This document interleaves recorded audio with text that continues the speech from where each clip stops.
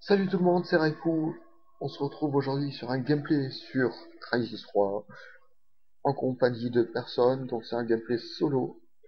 Radar maximum, Swarmer, décharge IEM, combi maximum, CMSS.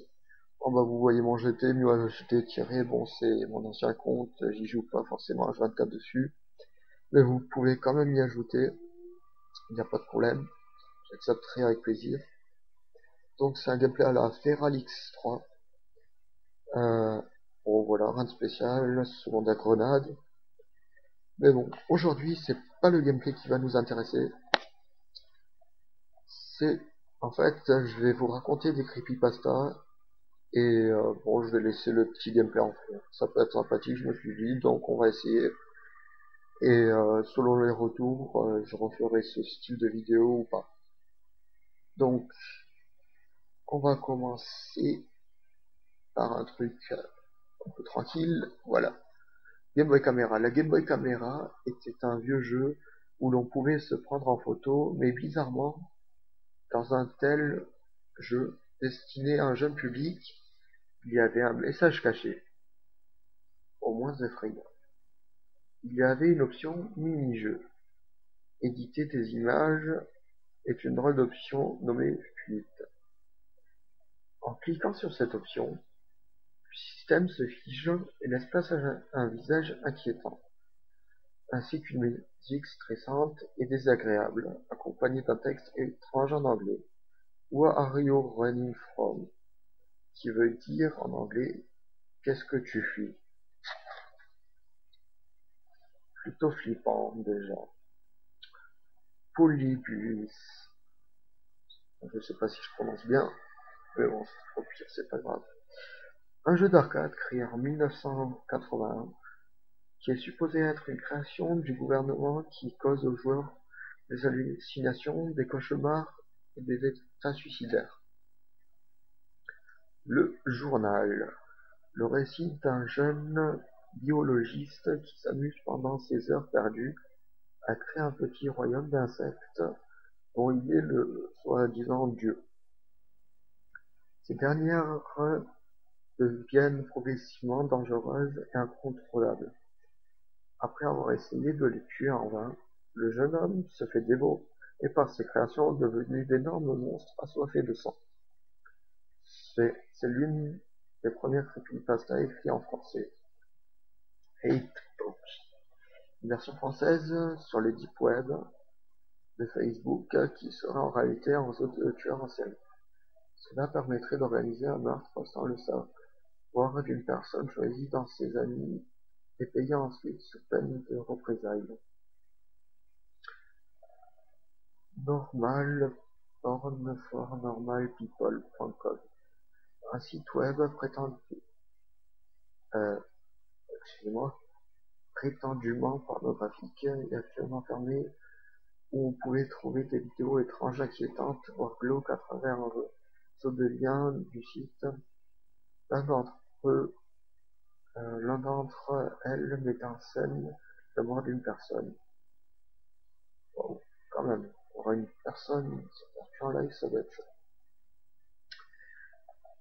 Smile.jpg, une image qui entourait les gens qui la regardent. Bon, la base du creepypasta. Suicidemouse.avis, une animation extraite d'un épisode de Mickey Mouse des années 1930, vraisemblablement authentique, qui aurait été écrit tard le soir par un assistant avant que ce dernier ne se suicide. D'ailleurs, la vidéo pousserait les gens qui la regardent à se suicider. Lifeisoglius.gif, un fichier au format .gif. Il a été posté par un certain Nikos de Clodo. What? Le dos de gitan. Sur le forum blabla 18-25 ans de jeuxvideo.com. Le gif en question commence par afficher un enfant métissé aux yeux bleus qui regarde l'internaute 5 minutes après. Des défilements d'images et d'écritures en chinois japonais apparaissent. L'auteur, insinuer avoir entendu des bruits sourds qui venaient du plafond vers 3 heures du matin et qu'il voyait un visage malsain de partout.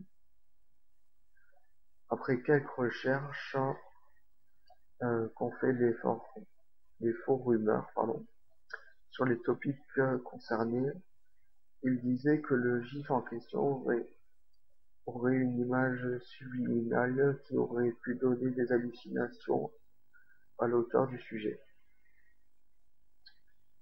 Je vais taper ça, c'est un peu trop long, cette histoire. Wow. Cove, une émission américaine destinée aux enfants, elle comportait un épisode étrange, effrayant, largement diffusé sur le net. On y voyait une succession de plans étranges avec des cris et des pleurs d'enfants. Comme fond sonore, différentes images subliminales sont présentes, notamment un gros plan sur la tête d'un homme masqué qui regarde les spectateurs. Bon, Slenderman, voilà, un peu inutile. Luna Game, un jeu d'aventure à télécharger sur l'ordinateur. Cette histoire se passe dans l'univers de mon petit poney, mais la dernière petite description, mais derrière cette petite description, Luna Game est loin d'être un jeu féerique. Hasard.gif, une image qui provoquerait la chance ou la malchance de la version du gif.hasard.malchance. Et la seule extension encore trouvable sur le net. L'heure avec une créature vaguement humanoïde dotée de deux grands yeux ronds et luisants qui affiliait à plusieurs histoires. L'histoire de Ben, une entité qui entourait les cartouches de vidéo du jeu vidéo The Legend of Zelda Majora's Mask. Non, ça c'est pas très intéressant à écouter. Ben Bart, un épisode perdu de la première saison de la série des Simpsons. Cet épisode a l'ambiance morbide, met en scène la mort de Bart. Matt Groening, je crois que c'est comme ça que ça se dit, aurait réalisé lors d'une période difficile de sa vie. Bon, Herobrine, wow, ça fait fort Herobrine, mais bon, ça sert à rien, vous connaissez tous Herobrine si vous avez déjà joué à Minecraft. The Grifter, vidéo pouvant donner des cauchemars entraînerait au suicide ou pousserait la mort dans des cas énigmatiques. Il semblerait que la vidéo soit un montage prélevé de films et de documentaires d'instinct. Bon, j'ai pas trop compris, mais c'est pas grave. SCP-144, un épisode maléfique de la série de jeux vidéo SCP. Y jouerait causerait des cauchemars éternels. Ted the Caver, récit d'un jeune homme nommé Ted qui, avec l'aide d'un ami, aurait trouvé une grotte mystérieuse durant une exploration. Talgo, entité morbide liée à la folie, la mort et la destruction qui apparaît de temps en temps sous forme d'un visage ensanglanté, qui aurait qui aurait un peu de partout par les orbites, etc. Ce serait une sorte d'incarnation bizarre. Et à ce qui paraît, c'est assez flippant parce que quand il se manifeste, il prononce des incantations de quel si je ne sais pas, puisque ça n'a pas été filmé, ni rien. Donc, solitude, récit d'un homme habitant seul dans un appartement où d'étranges événements surviennent de jour en jour, le plongeant petit à petit dans la folie. Bon, typiquement maison hantée. Solitude.exe, un jeu hanté du fameux Sonic the God, qui lui-même serait un téléchargeable sur ordinateur. Et Ragface, The Slider, une créature mi-humaine mi-oiseau qui se nourrit d'enfants.